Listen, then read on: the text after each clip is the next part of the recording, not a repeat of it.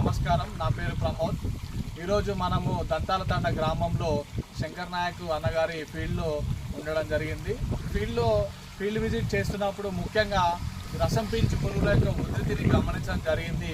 అన్నగారికి రసాయన పురుగు మందులతో కాకుండా సాంప్రదాయ పద్ధతిలో రసం పీల్చు పురుగులను ఉధృతిని అరికట్టడానికి మనం ఒక ఉపాయం చెప్పడం జరిగింది. దానికి అన్నగారు ఆసక్తి చూపించడంతో వేప కషాయంతో ముందుకు వెళ్తున్నాము.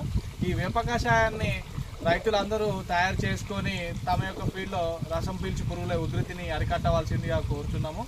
ఈ వేప కషాయాన్ని తయారు చేసుకోవడానికి కావాల్సిన పదార్థాలు ఒకసారి చూసుకున్నట్లయితే 5 కిలోల మనకి వేపాకు ఉండాలన్న 5 కిలోల వేపాకు, అలాగే 10 లీటర్ల నీటిని తీసుకోవాలి. ఈ 10 లీటర్ల నీటిని తీసుకొని మనం ఏం చేయాలంటే ఏదైనా ఇలా మంట వెలిగించుకొని ఈ మంటలో ఈ కుండను అక్కడ పెట్టి 10 లీటర్ల నీటిని ఈ 5 కిలోల వేపాకు అందులో వేసి మరిగించాలి. 10 లీటర్ల నీటిని 5 లీటర్లు వచ్చేంత వరకు చిక్కగా మరిగించుకొని ఆ యొక్క కషాయాన్ని 1 ఎకరానికి పిచికారీ చేసుకోవాలి. అలాగైతే మనకు రసం పీల్చి పురుగుల ఉధృతి తగ్గిపోతుంది. ఎంతో కొంత మళ్ళీ కనబడినట్లయితే దాన్ని కూడా అరికట్టడానికి మరొక వారం తర్వాత మళ్ళీ సేమ్ ఇదే కషాయాన్ని తయారు చేసుకొని పిచికారీ చేయవలసిందిగా కోరుచున్నాము. రైతులందరికీ ధన్యవాదాలు.